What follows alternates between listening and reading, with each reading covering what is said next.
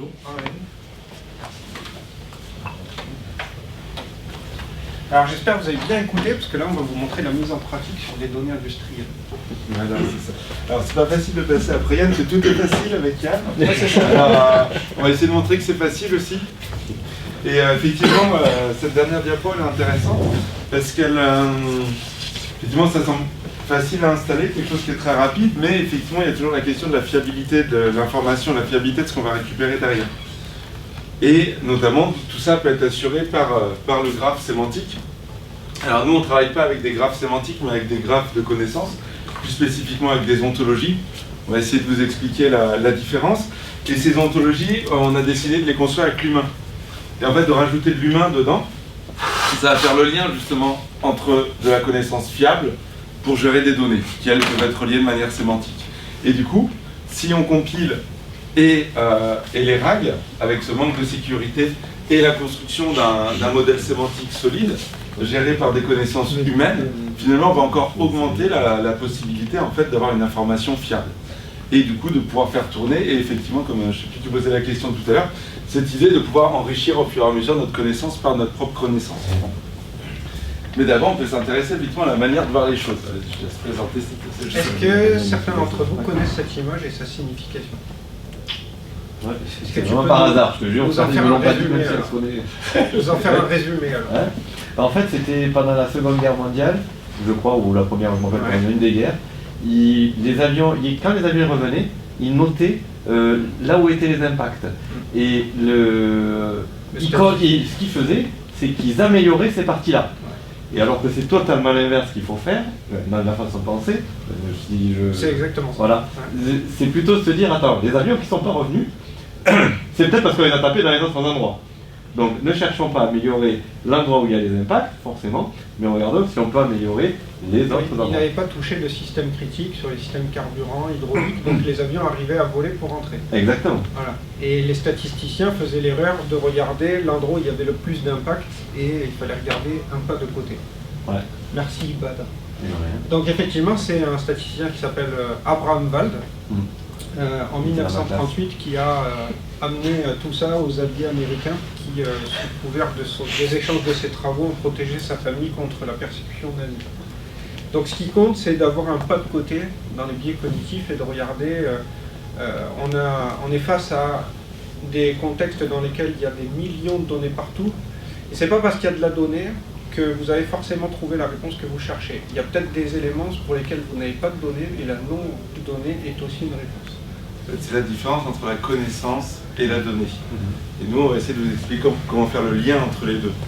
Tout ne doit pas être donnée-driven ou... Exactement. Donc, pour nous présenter rapidement, donc Frédéric Correl, moi je suis un expert de l'industrie, 20 ans d'expérience dans diverses industries, militaires, aéronautiques, spatiales, et un petit peu de cyberdéfense aussi. Et Vincent nous vient du monde de la biologie, donc on a unifié nos deux expériences dont on va vous montrer. Et en fait, on s'est rendu compte, quand on s'est rencontrés, et bien en fait qu'on a rencontré les mêmes problèmes, y compris dans les grands laboratoires de recherche. Donc, qu'est-ce qu'on a rencontré? C'est que en fait, ce qui compte, c'est pas ce qu'on dit, c'est ce qu'on fait. Et partout où on passe, il y a toujours les mêmes problèmes. Il y a des non-conformités, des problèmes d'atterrissage, des plannings qui ne sont pas à jour, qu'on n'arrive pas à tenir, des problèmes d'ordonnancement, de la redondance, des retards, des blocages, des fournisseurs qui ne disent pas à l'heure, qui ne sont pas fiables, etc. Et tout ça, ça a un impact sur une chaîne de production puisque un processus industriel, il est relié. Tout ça, moi je l'ai expérimenté dans le monde de la télémétrie spatiale, où j'analysais les données télémétriques des satellites en orbite, qui envoient toutes les petites secondes quand même des informations sur la planète Terre. Donc je vous laisse imaginer la quantité de données qu'il faut traiter. Dans les projets informatiques, c'est aussi l'anarchie, on ne va pas se le cacher. L'industrie, mais aussi la cyberdéfense. Alors, au niveau de la biologie, en fait, du coup, qui n'est pas forcément gérée par l'humain, en fait, on va avoir le même problème. Au sein d'une bactérie, elle va avoir des protéines qui ne vont pas se retrouver au bon endroit, on va retrouver des problèmes d'adressage. Au niveau des maladies neurodégénératives, on a des informations qui arrivent en retard, ça peut nous bloquer dans nos mouvements humainement. au niveau du métabolisme et de la photosynthèse. On peut avoir des dysrégulations liées à des redondances, liées à des protéines qui sont mal formées, des enzymes, ce qu'on appelle des mutations, si vous avez entendu ce mot-là en biologie. Et finalement, au sein d'un organisme vivant même, ou d'un écosystème, on a exactement les mêmes problèmes. Et ce qui était rigolo, c'est de voir qu'on avait ces mêmes problèmes sur ce qu'on observait, mais aussi quand on faisait nos expériences, et même au sein des laboratoires dans nos relations humaines. Et donc, quand on s'est rencontré avec Frédéric, on discute comme ça, tiens, toi tu fais quoi? Moi je fais ça, ça n'a rien à voir, ouais, mais j'ai géré tel problème, je dis, tiens, moi aussi c'est marrant pour des trucs qui n'ont rien à voir. Et au fur et à mesure, quelle que soit la diversité des problèmes, quel que soit le type de domaine qu'on a eu observé dans nos carrières, eh ben, on a trouvé une approche commune et qui fonctionne pour tout cela, c'est la systémique. La systémique, alors des fois on parle d'holistique, on parle de vision générale, et c'est cette notion aussi de recul. Dans l'urgent d'attente de Yann tout à l'heure, c'est exactement ça. Donc la réflexion, c'est comment on peut aller efficacement, mais quand même avec du recul. De ne pas foncer dans le mur, de dire il y a un mur, peut-être de le passer le plus vite possible, mais pas en fonçant dedans. Alors comment moi je suis arrivé là? C'est rare en fait de biologistes qui finissent par s'intéresser à comment on construit des avions, mais en fait c'est très rapidement. J'ai fait de la neuroscience au départ, et puis après juste tuer des souris, ça ne m'intéressait plus trop. Je me suis intéressé à des personnes qui les tuaient à ma place, et du coup ça me donnait accès à beaucoup plus de résultats que juste les miennes. Donc à commencer à faire des méta-analyses, et puis au final, les résultats, c'était les résultats, mais ce qui était intéressant, c'était de faire finalement aller directement à la connaissance. Et donc j'ai commencé à faire des systèmes de connaissances, d'abord au niveau terminologique, où on allait retrouver les différents outils bioinformatiques qui sont arrivés avec le séquençage génétique. Et après, je me suis remis dans les maladies neurodégénératives, c'est ça que j'aimais bien. Et puis de voir comment fonctionne une bactérie, peut-on stimuler une bactérie de manière stochastique. Ce qui est intéressant dans ces idées-là, c'est que construire un avion, tu le prends pas mal Frédéric, mais on a le plan. Sérieusement, on suit le machin, à la fin on sait que l'écrou il va aller là. Quand on est devant une bactérie ou une plante, on peut détecter des protéines, mais on n'est pas du tout sûr de à quoi elle sert, pourquoi elle est là, ni comment. Donc on a zéro plan. Et on peut représenter exactement la même chose. Donc voilà, on faisait des graphes, et un des premiers articles que j'avais écrit là-dessus, qui commençait, ça vous pouvez le retrouver, c'est Open Access, ça doit être dans celui-ci. Donc dans la science de l'ingénierie, on peut faire des trucs comme des avions, des stations nucléaires. Et en fait les plantes elles font exactement la même chose, sauf que on a un peu moins accès à l'information. Donc en fait pour le faire dans l'industrie c'est assez simple. Et donc après l'avoir fait sur ce qu'on observait, j'ai fait effectivement sur les outils qu'on utilisait, et au final c'était comment intégrer une approche knowledge management dans la recherche biomédicale. Parce que finalement ça marche tout aussi bien aussi dans n'importe quel truc. C'est l'intérêt en fait de la vision systémique qui a pour but de décloisonner. Alors ça reparle d'avion, je crois que c'est la partie. C'est ça, exactement. Donc on a deux types de cloisonnement, les cloisonnements qui sont plutôt horizontaux et d'autres verticaux. En fait, moi, en 20 ans de carrière, partout où je suis passé, qu'on fabrique des trains, des avions, des bateaux, des satellites, ou même du papier toilette chez Lotus, le processus industriel est exactement le même. Est-ce que vous le connaissez? Vous faites tous de la cuisine? Oui, bon. Moi, oui, je peux. Donc, quand on fait de la cuisine, il nous faut quoi?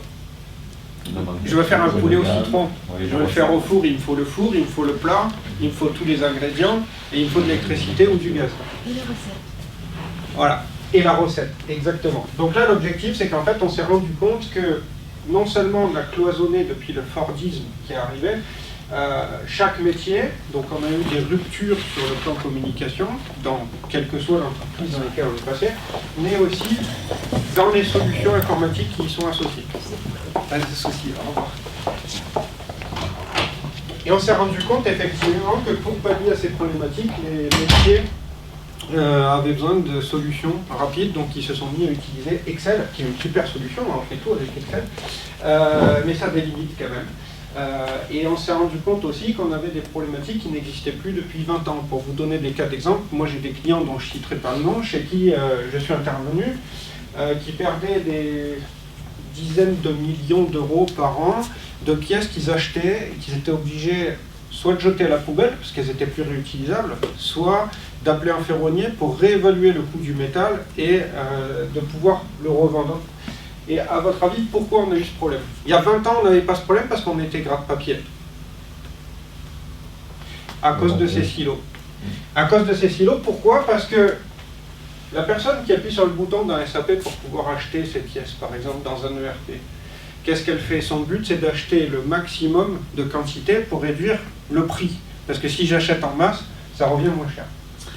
Sauf que l'ingénieur qui lui fait la gestion de configuration, il dit « Ah, finalement, on a changé une pièce dans cette machine, mais du coup, je vais changer toutes les autres partout. » Donc elle n'est plus utilisable, sauf que le temps que la donnée transite d'un univers métier jusqu'à un autre, il s'est passé 3 mois. Et durant ces 3 mois, on a continué d'acheter des pièces. C'est débile comme problème, mais ça arrive dans la vraie vie. Et même chez des petites sociétés. Donc il faut penser aussi qu'il y a un décloisonnement du silos. Donc c'est encore plus vrai, ce que tu dis est encore plus vrai parce qu'on n'utilise pas les mêmes outils entre les bureaux d'études et la production. Exactement.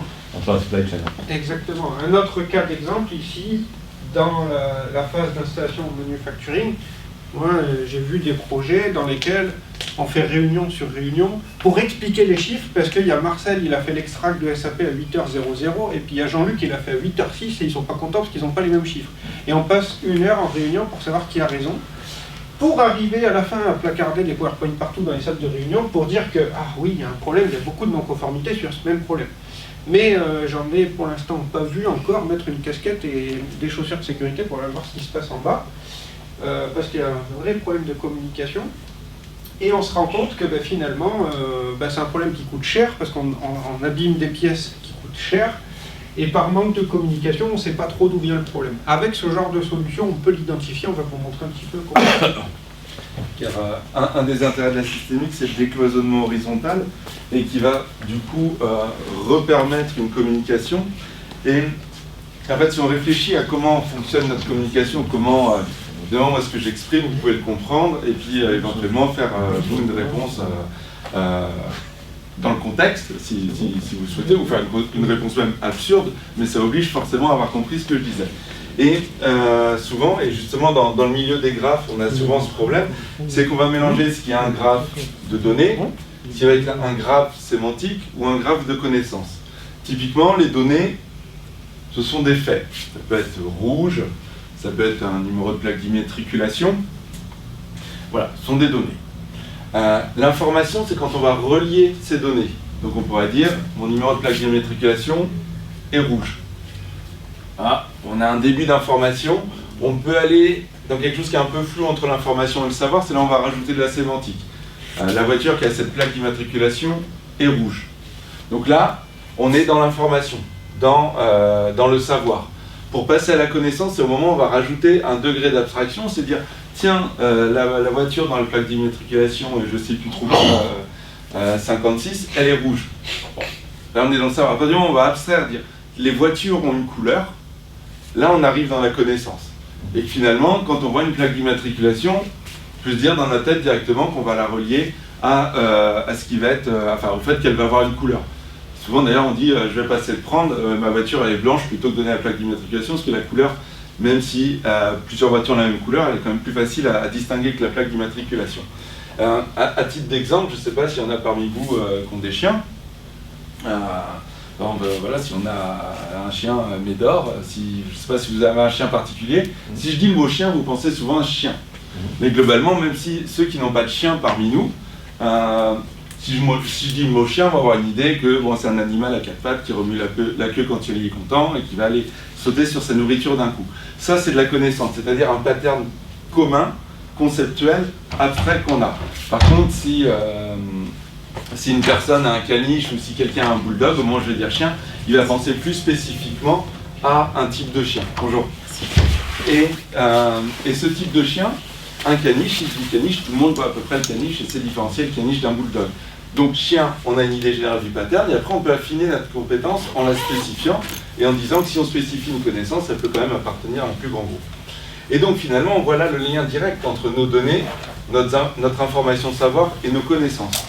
Et souvent là, en discutant avec Frédéric, justement, des problèmes industriels, moi c'est un peu comme mes bactéries, si on met de l'antibiotique, si elle veut survivre, il faut qu'elle aille vite, et justement il faut qu'elle décloisonne tout, qu'elle intègre l'information pour essayer de muter rapidement et survivre à cet antibiotique.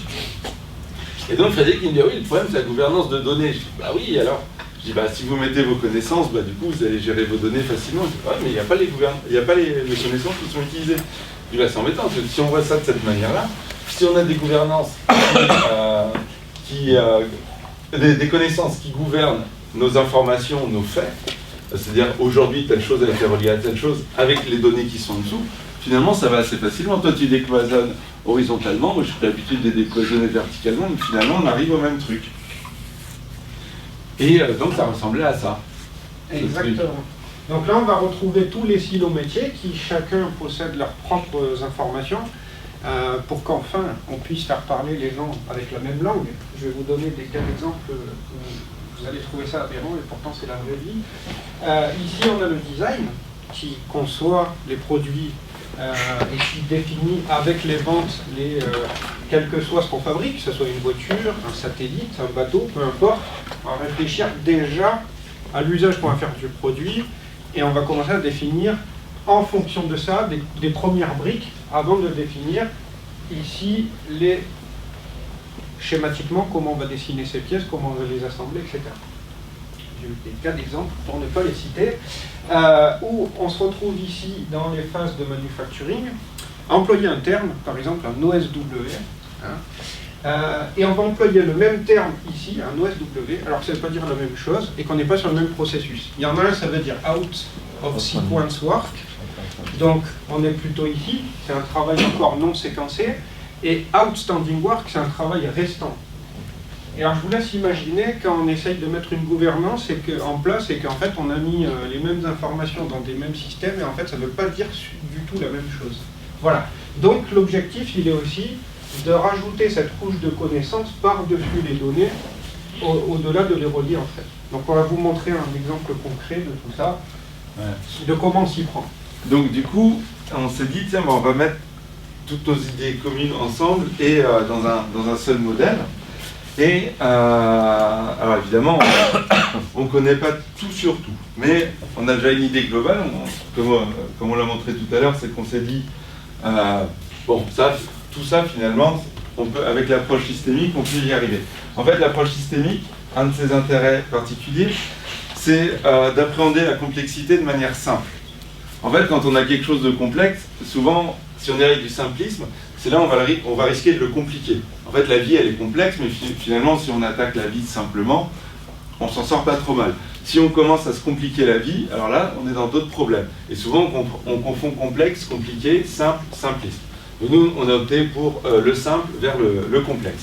Et dans un premier temps, pour fiabiliser les connaissances, on a un modèle générique, puis c'est-à-dire interviewer à l'intérieur des différentes entreprises, différents domaines, la connaissance des personnes. Alors, c'est sympa, en plus, quand les personnes les décrivent, on l'a fait entre nous comme ça, souvent, en plus, ça rajoute un peu de passion, ça implique les personnes à se mettre dedans, ça fait prendre ce recul, justement, de dire, tiens, moi, je fais ça tous les jours, aujourd'hui que je l'ai posé sur papier, ma journée, elle est un peu différente, finalement, je réfléchis à ce que je fais.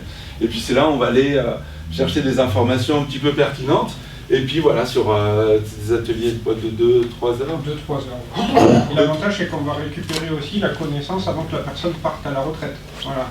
S'il y a Marcel qui dit que lui, pour monter la porte, il met 3 coups de maillet à gauche et 2 coups à droite, quand il s'en va, on va perdre 2 mois à comprendre comment il est fait. Donc le but, c'est aussi de capitaliser le savoir. Voilà, dans ces interviews, on va récupérer le savoir, donc il va effectivement être implicitement capitalisé. Et ensuite, du coup, on va l'utiliser pour faire nos concepts de connaissances. Et a priori, si toute cette connaissance, en fait, on va retrouver naturellement les données qui sont derrière. C'est rare qu'il y ait des données qui soient liées juste au hasard. Finalement, les données qui sont à gérer et les problèmes qui sont à gérer dans une entreprise, ça va être des données liées à ce que l'entreprise sait faire. Donc, naturellement, on va pouvoir ensuite, une fois qu'on a intégré les connaissances entre elles vont servir justement de classe, donc à ce niveau de connaissances, pour aller chercher les données qui sont en dessous. Et donc, ils vont se relier en suivant le pattern des connaissances. Ensuite, les ontologies, elles ont cet intérêt si elles sont à un niveau élevé d'expressivité, qu'on peut faire tourner des raisonneurs dessus, dans lesquels on va pouvoir intégrer, par exemple, les règles métiers, pour partir en fait de quelque chose de très générique, notre système, qu'on va ramener vers la connaissance de l'entreprise, puis vers les données de l'entreprise. On va y rajouter des règles métiers pour vraiment faire quelque chose de spécifique et avec les personnes qu'on interviewe. Finalement, c'est un outil qui leur appartient, ce qu'ils le co-construisent. Et donc derrière, on peut ensuite, ça c'est ce qu'on va montrer finalement, que ce soit avec du RAG ou d'autres systèmes, on va pouvoir automatiser l'extraction de toutes ces données qui sont maintenant reliées ensemble. Donc elles sont homogénéisées, elles sont accessibles toutes de la même manière, et évidemment, on peut gérer la consistance de l'ensemble. Et comme les personnes ont co-construit cette ontologie, ils vont pouvoir ensuite être autonomes dessus. On rentre exprès pas dans le détail technique de comment on va construire le fichier qui est derrière. Ça, on peut faire confiance, il y a plein d'outils qui existent, protégés, ou des choses comme ça pour éditer, mais on peut automatiser tout ça. Donc si les personnes sont OK avec le modèle, ils laissent tourner le truc, on peut faire confiance à ce genre de machine. Et je voulais juste revenir 2 secondes avant de laisser la main à Frédéric, c'est pour vous montrer un peu comment ça peut marcher. Donc ça, c'est une représentation systémique d'une réaction enzymatique. Une réaction enzymatique, c'est quelque chose qui va prendre un produit, et il y a une enzyme qui va le transformer en substrat. Je sais pas si là, tu as perdu tout le monde. Hein, alors, je reprends. Alors, au moment d'un penalty. En fait, au début, on a le ballon qui est posé sur le rond. Ouais. Ça, c'est mon produit. Ouais. Ensuite, il y a le joueur de foot. Lui, c'est l'enzyme. Et le joueur de foot, il va shooter dans le ballon, et normalement, le ballon va partir dans la direction à peu près voulue. Puis, potentiellement, il peut y avoir but. Ça, c'est mon produit. Donc ici, j'ai mon ballon. Ici, j'ai le shooter. Et là, j'ai le but. Là, j'ai décrit un processus.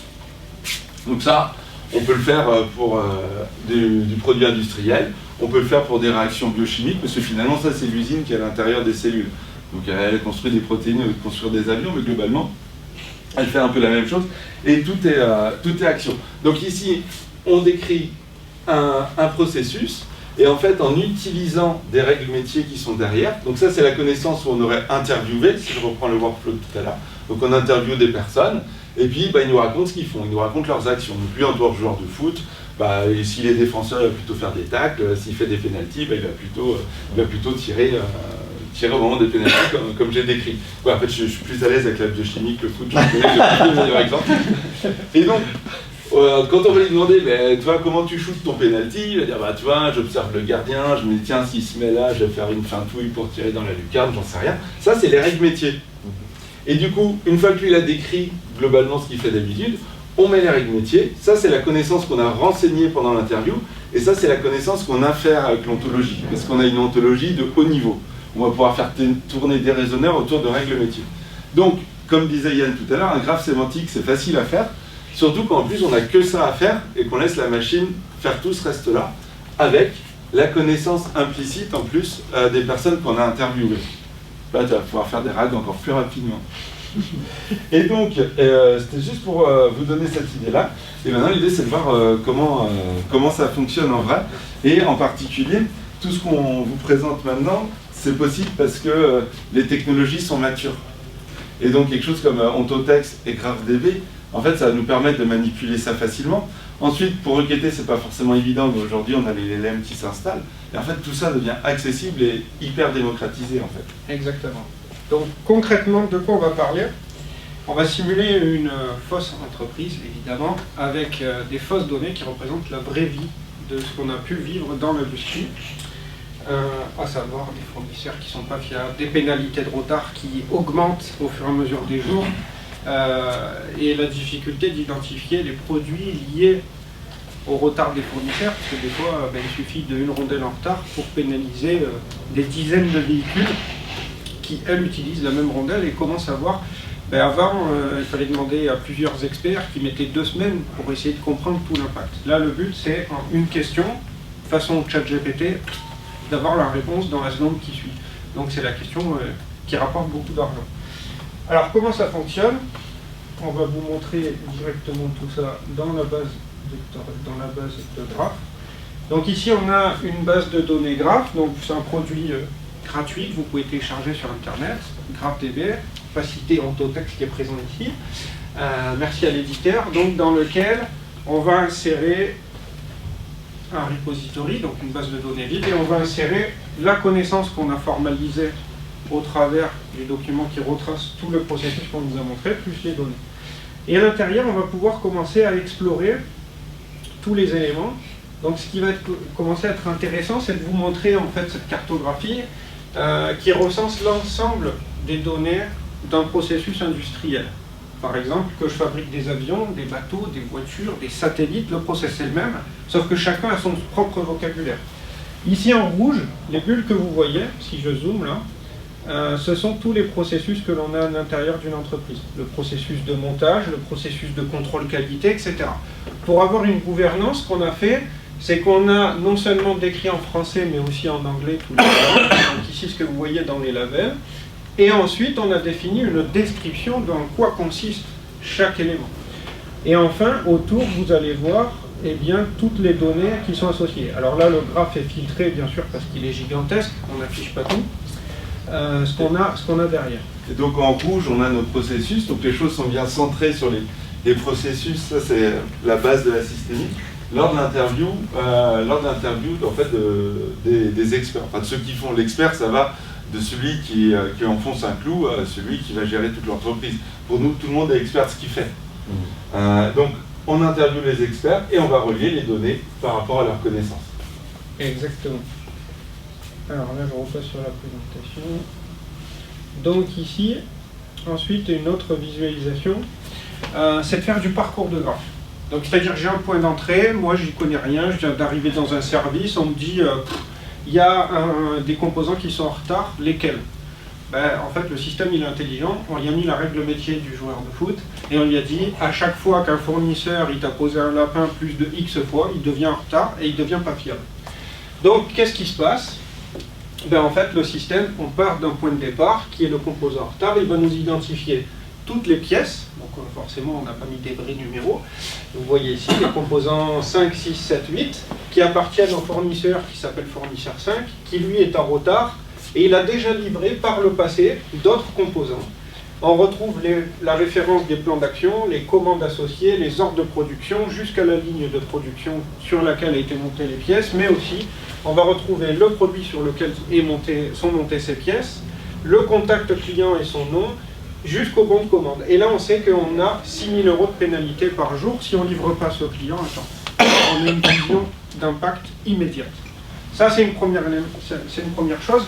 Et ce qui est intéressant, je vais bien rajouter comme ça. En fait, ce qui est intéressant, c'est qu'ici, on a le passé, là, on a le présent, et là, on a la prédiction, on a le futur. C'est-à-dire qu'en plus, on gère le temps. C'est-à-dire que ce qu'on a eu en archive, en fait, l'expérience du passé nous a permis d'identifier ce fournisseur 5 comme étant en retard. Aujourd'hui, on sait que dans notre planning, on va avoir besoin de composants qui sont lui-même commandés chez ce fournisseur. Et donc, le futur, le risque, c'est que s'il n'a pas gagné en fiabilité, dans le futur, ça va nous coûter nos pénalités. Exactement. Donc, à la sortie de ce graphe, on peut alimenter de la business intelligence. Ici, en l'occurrence, vous avez un produit tiers sur le marché, il y en a plein qui existent, dans lequel on met à l'intérieur toutes nos données, on a un connecteur qui permet d'aller digérer tout ça, et là on va pouvoir représenter, donc là par exemple c'est un écran tactile qui est mis dans l'entreprise pour identifier, sur lequel on va sélectionner l'ensemble des zones de stockage, des points qualité, etc., pour voir les passations qui sont passées dans la nuit, donc les ouvriers ont accès à ça. Par contre bien sûr celui-là qui a une typologie plutôt management financière, avec les diagrammes de Gantt associés pour savoir où on se trouve par rapport, comme disait Vincent, au futur aussi et au présent. Ici, on va retrouver les avancements des bureaux d'études, de la logistique et de la production. On vous fera la démo après. Et bien sûr, basé sur tout ça, on a un RAG, donc un Retrieval Augmented Generation System, qui va nous permettre d'interroger de façon sécurisée les données de l'entreprise et de les enrichir avec un système intelligent, ici en l'occurrence ChatGPT. Donc on lui pose la question, quels sont les fournisseurs en retard? Vous voyez la réponse, les fournisseurs qui est en retard est le 5, et il nous liste l'ensemble des composants qu'on vous a montré. Ça c'est un élément descriptif de base. Maintenant on va un peu plus loin, et on lui demande d'analyser le processus de production. Quelles sont les alertes de production? Là il nous liste. Suivi de prod, il est terminé en retard, et en plus, il y a un processus qui est à venir. Donc on a fini une action, mais on a une autre à faire. Processus de production numéro 198-764, processus terminé en retard. Déjà, on peut peut-être se poser la question qu'il y a des choses à améliorer. pourquoi on est en retard. Donc on lui pose la question, pourquoi, et là il va nous citer, ici, qui est un processus en retard, a été marqué comme terminé en retard. Cela pourrait être dû à des retards dans le plan d'action ou dans la sortie. Cependant, les détails ne sont pas fournis, donc à nous d'aller chercher. Donc il va nous aider à prendre des décisions. Là, on va lui poser une question encore un peu plus velue, on va lui demander quel retour d'expérience peux-tu donner sur les problèmes rencontrés par la société. Et bien il dit, voilà, la société qui s'appelle Intel, elle a des retards dans le processus. Ça peut impliquer des problèmes internes ou externes, notamment dans la livraison des matériaux, des problèmes sur les machines qu'on a peut-être mal calibrées, qu'il faut recalibrer toutes les 2 semaines, par exemple, etc. Des retards dans les contrôles qualité qui sont passés positifs, et il nous liste les produits qui ont été impactés par ces contrôles, l'évaluation industrielle qui a été retardée, et donc tout ça, ça pourrait avoir des impacts majeurs sur la capacité de l'entreprise à livrer ses produits. Maintenant, on va encore plus loin que ça, et on lui pose une autre question, et on lui dit « montant des pénalités de retard ». Le système est intelligent, il est connecté à tout, il va chercher, et il nous dit « voilà, moi j'ai trouvé tous ces bons de commande, par contre les montants, ben en fait il me faut le nombre de jours de retard que tu évalues. Moi je sais pas combien de jours il y a de retard. Pour l'instant, on sait qu'il y a ces éléments, et au vu des éléments qu'on a, je lui dis, ben voilà, je te dis, on a 10 jours de retard, fais-moi le calcul. Et lui, il va nous mettre ça, et il va nous calculer le montant, je lui demande en euros, et à la fin, il me dit, tu perds 260 000 euros par jour si tu ne réagis pas maintenant.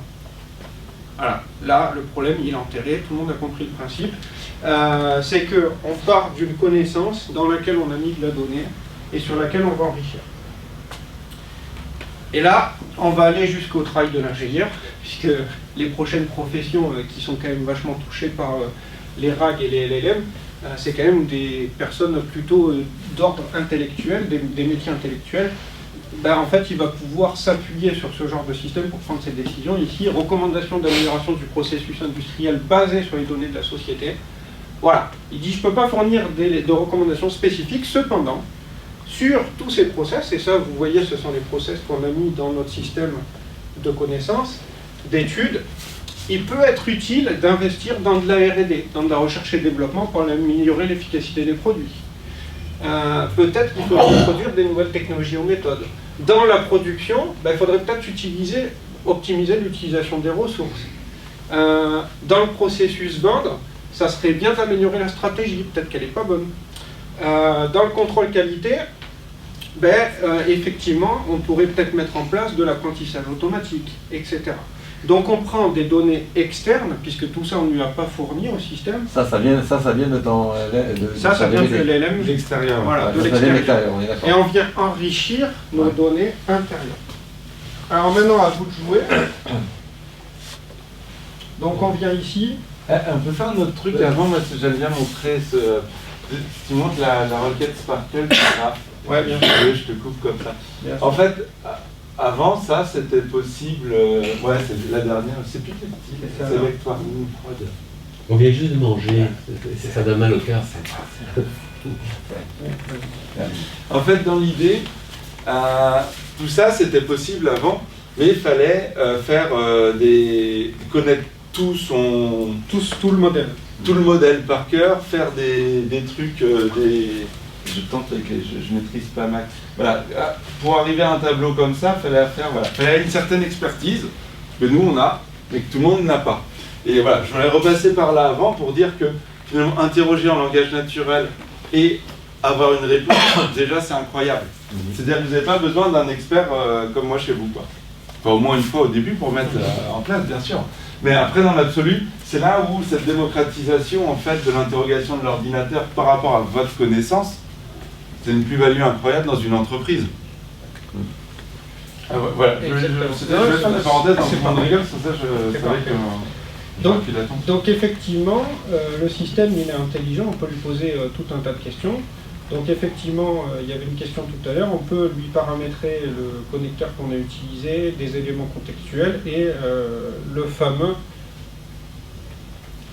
la fameuse limite qu'on va lui donner pour lui dire tu vas chercher suffisamment d'infos ou tu vas pas en chercher beaucoup, tu reviens et tu t'arrêtes. Voilà. Donc là par exemple, on peut déjà commencer par lui poser à quelles données as-tu accès? Voilà. Données, voilà, par exemple, données disponibles. Et le système, il va nous dire ce qu'il possède directement à l'intérieur du graphe de connaissances que l'on a monté. Il ne va pas forcément chercher ce qui est à l'extérieur. D'ailleurs, c'est ce qu'on attend quand même un petit peu de lui. Donc là, vous voyez, tout ça, ça tourne sur un simple ordinateur comme celui-ci, d'accord? Il va chercher, ça peut prendre du temps. Et là, il nous dit, voilà, j'ai des données sur les processus élémentaires, c'est lié au processus agrégé, j'ai de la production, j'ai de l'étude, j'ai de la vente, j'ai un suivi de production. Voilà. Donc maintenant, à partir de là, on peut lui poser des questions. Et il est même au courant déjà de base, il pressent que bon, parmi tous ces processus, il y en a qui sont à venir, il y en a qui sont en cours, il y en a qui sont terminés, donc cette notion temporelle dont je parlais, avec la précision parfois en retard. Donc il fait même presque déjà une petite évaluation. Exactement. Donc là on continue, on lui dit ben, fournisseur en retard. Là, tu ne poses même pas une question. Je ne pose même pas une question. Je Ouais, lui donne un ordre. Voilà. Ouais, tu fais le bourrin là. Voilà, là je fais le bourrin. Voilà. Et là l'idée c'est justement de savoir et d'apprendre à poser la bonne question au système pour qu'il aille chercher. Et là il est intelligent, hein. Il me répond.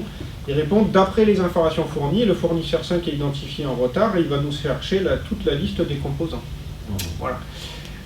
Et à partir de là, on peut tisser, comme expliquait Yann tout à l'heure, les bonnes questions dans le born ordre. Et ça, c'est notre fameuse requête élément contextuel qui va garder en mémoire, hein, Yann, tu me corriges si je dis une bêtise, et qui va nous permettre au fur et à mesure de réinitialiser le système pour aller de l'avant. Donc ça, c'est une façon de faire. Ensuite, il y en a une autre, c'est effectivement de pouvoir utiliser un système de visualisation de données, donc de BI, parce qu'on sait tous qu'en France, comme dans beaucoup d'autres pays, eh bien, on a besoin dans le top management d'avoir justement eh bien, des reporting. Donc on a besoin d'avoir des graphiques pour pouvoir donner ensuite par-dessus la couche qui va bien chez les métiers. Parce qu'en fait, quand on a la réponse dans le rêve, en langage naturel, comme disait Yann, on peut l'avoir sous RDF, on peut l'avoir en tableau, on peut l'avoir sous le format qu'on veut en fait. Et donc on peut directement, avec un REST, l'injecter dans un gestionnaire de tableau de bord. Exactement. Donc là, vous voyez le système dynamique, hein, je veux que les produits livrés, je lui sélectionne, je suis à 100%, effectivement, je sais où ils sont, etc. Je passe sur la page suivante ici. Hop, j'ai été trop loin, je reviens. Voilà, donc là je vais retrouver eh bien, notamment tout mon planning avec la date où on est et tous les autres éléments, mes pénalités de retard, je peux voir par fournisseur. Et puis là je peux analyser mes données de façon plus fine et plus détaillée sur le fournisseur. Effectivement, ben là je me rends compte que sur les pièces qu'il m'a déjà livrées, si je fais un zoom dessus, parce que je lui pose la question, je lui dis entrée, bah, il devait me livrer le 5 août, il m'a livré le 10. J'ai eu 5 jours de retard. Donc combien de fois il va me poser un lapin avant que je le mette dans l'étiquette fournisseur pas fiable. Voilà. Tout ça, ben, l'avantage c'est qu'à chaque fois qu'on va mettre des données dans le système, il va utiliser l'intelligence du modèle qui a été conçu derrière, et j'emploie pas volontairement, je vulgarise pour pas employer des termes trop techniques, pour pouvoir enrichir tout ça. Voilà. Donc ça c'est pour vous montrer un petit peu le principe. C'est l'intégration de la connaissance, du savoir et des données en fait pour créer de l'intelligence, mais une intelligence collective avec ce qu'on appelle l'intelligence artificielle, mais en amont aussi avec l'intelligence humaine des personnes qui sont sur place. Ouais, tout est basé, beaucoup de choses est basé, la valeur ajoutée là au-delà de la partie technique, c'est de la qualité de l'interview que tu vas réussir à avoir auprès des personnes et qui va te permettre d'être un expert le bon jus. Ouais, celle-ci est importante. En fait, il faut imaginer que globalement, comment on utilise l'ordinateur là au service. Alors, c'est l'exemple des processus industriels, mais on peut décrire n'importe quel type de processus autrement. C'est par exemple 2 plus 2. Normalement, la plupart d'entre vous, en tout cas, je pense, peuvent répondre, ont la réponse. 2 plus 2 plus 2 plus 2 plus 2 plus 2, je suis beaucoup moins sûr. Moi-même, je ne peux pas y répondre, je n'ai pas compté combien j'en ai dit. Eh bien, c'est ça en fait, c'est d'aller chercher le 2 plus 2 chez chacun, et pour ensuite gérer des données en masse en fait. Parce que les personnes, à leur poste, ils connaissent leur métier. Mais par contre, ils peuvent être submergés par le nombre de données qu'il y a à faire, par l'archivage. Et là, du coup, eh ben, eux, ils nous expliquent le 2 plus 2, on explique à l'ordinateur 2 plus 2, et l'ordinateur, il va nous faire 2 plus 2 plus 2 plus 2 plus 2 plus 2, parce que lui, il a eu le temps de les compter. Donc des cas d'usage, comme ça, on en a plusieurs. Donc là, on vous a montré que celui sur l'industrie, mais avec Vincent, on a travaillé aussi dans le domaine maritime pour des assurances. Donc on a plusieurs cas d'exemple, avec de l'analyse des données IoT sur des bateaux embarqués pour la partie météorologie par exemple. Donc en fait, avec un modèle, on peut adresser plusieurs besoins sur des secteurs totalement variés. C'est fermé ici, on passe ailleurs. Vous cherchez quelqu'un? Ils sont trop petits. Au moment là, on va les perdre. Ouais, on va les perdre. Peut-être qu'ils s'y connaissent en anglais. Donc ça, c'est ta partie, Vincent. Ah, ça veut dire ça, c'est notre conclusion, c'est notre partie commune. Parce que c'est 30 ans d'expérience, que 30 ans d'expérience, c'est 15 plus 15. C'est Frédéric plus moi, bien entendu, chacun dans nos domaines, qui vous avez pu constater, convergeait. Et ce qui fait qu'avec ces 30 ans d'expérience, avec le workflow qu'on a conçu, on peut faire un cas d'usage en 10 jours globalement.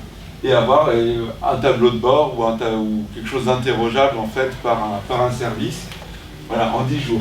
Et avec justement tout ce qu'il y a derrière, parce que c'est ça l'intérêt, c'est que c'est quelque chose finalement qui est assez subtil, c'est-à-dire qu'on va pouvoir faire des analyses d'impact, on va pouvoir faire toute notre gouvernance de données, derrière on va pouvoir faire toute la capitalisation de la connaissance, on va avoir un côté de décharge mentale aussi, c'est-à-dire que les personnes viennent penser à des choses, une fois qu'ils l'ont expliqué, voilà, au lieu d'essayer de retenir le nombre de deux que j'ai dit, voilà, c'est l'ordinateur qui le fait, pendant ce temps-là ils ont le temps de faire autre chose, ils se facilitent la vie. On a une vraie création d'intelligence, une intelligence collective au sein des services et associée avec l'intelligence artificielle. C'est extrêmement personnalisé, c'est-à-dire qu'au début on a un modèle générique, au fur et à mesure on va construire quelque chose qui est utile à un service en particulier, puis à l'autre, et on va pouvoir relier tous ces services, mais de toute façon on est dans le même modèle systémique. Et donc ça, on va vraiment utiliser toutes les connaissances d'une entreprise au service de leurs données. Et du coup, en fait, la gouvernance va se faire très naturellement, je veux dire, naturel quelque part. Donc justement, pour rebondir sur la gouvernance, en fait, on a déjà travaillé dessus, on peut intégrer la notion de cyberdéfense de l'entreprise et la relier avec les processus industriels, puisque chaque base de données est associée à une application métier. Du coup, par défaut, on peut savoir lorsqu'il y a une faille de sécurité, eh bien, quel est le système qui est pénalisé, jusqu'à la personne concernée, voire peut-être les smartphones de l'entreprise. C'est quand même une notion très importante lorsqu'il y a un vol, etc. Mais on peut aussi prendre en compte toute la notion de RGPD, puisqu'on a déjà des modèles qui existent qui drainent la RGPD. Donc du coup, c'est facile de poser la question au système, j'ai eu une fuite, quelles sont les données personnelles qui ont été exposées, terminé. On arrête de payer 6 mois une personne pour faire toute l'analyse d'impact. Voilà.